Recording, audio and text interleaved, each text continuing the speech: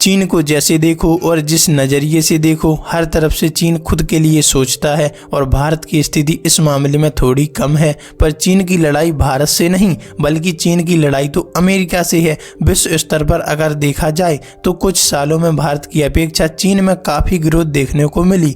उससे ज़्यादा अपनी इकोनॉमी को बूस्ट करने में लगा है अमेरिका। मध्य स्तर पर देखा जाए तो भारत वहाँ है जहाँ एक ओर टैक्स लगा कर भारत चीन को बीट करने की कोशिश में है, तो दूसरी ओर चीन अमेरिका जैसी विश्व भर में मोनोपोली चलाने को लेकर तैयार है। पर इस बीच रोड़ा बना अमेरिका जो ऐसा होने नहीं देगा। लेकिन अमेरिका के एक कदम से भारत समेत एशियन कंट्री के सपने छीड़ होते दिख रहे हैं। और वो फैसला क्या है बताएंगे, पर लाइक करके सब्सक्राइब बटन को प्यार से दबा दो। देखो, डोनाल्ड ट्रंप सत्ता में वापसी के साथ चीनी निर्यात पर टैरिफ बढ़ाने की बात कर रहे हैं और ये हवा में बात नहीं हो रही बल्कि इसकी पुष्टि हो चुकी है। कुछ दिन पहले ये खबर आपको पता ही होगा। स्क्रीन पर दिख रही न्यूज में बताया गया था कि ब्रिक्स समूह के देशों पर ट्रंप 100% टैरिफ लगाएंगे और चीन ब्रिक्स में शामिल है। ऐसा कतई नहीं है कि ट्रंप की इस कार्रवाई से सिर्फ चीन को ही नुकसान झेलना पड़े, इसमें भारत भी शामिल रहेगा। एक रिपोर्ट के मुताबिक अमेरिकी प्रतिबंधों के बाद चीन एशियाई बाजारों में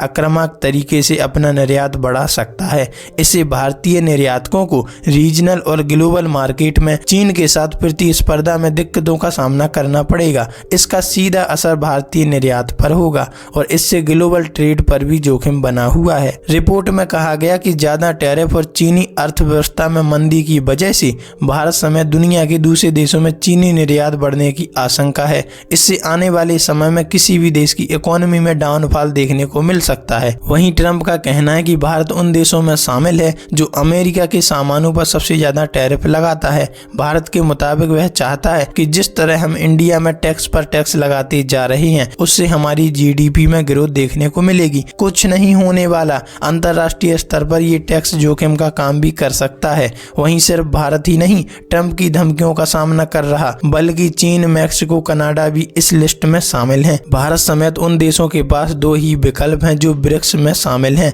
या अपनी करेंसी लॉन्च करें या चुपचाप टैरिफ देते रहें।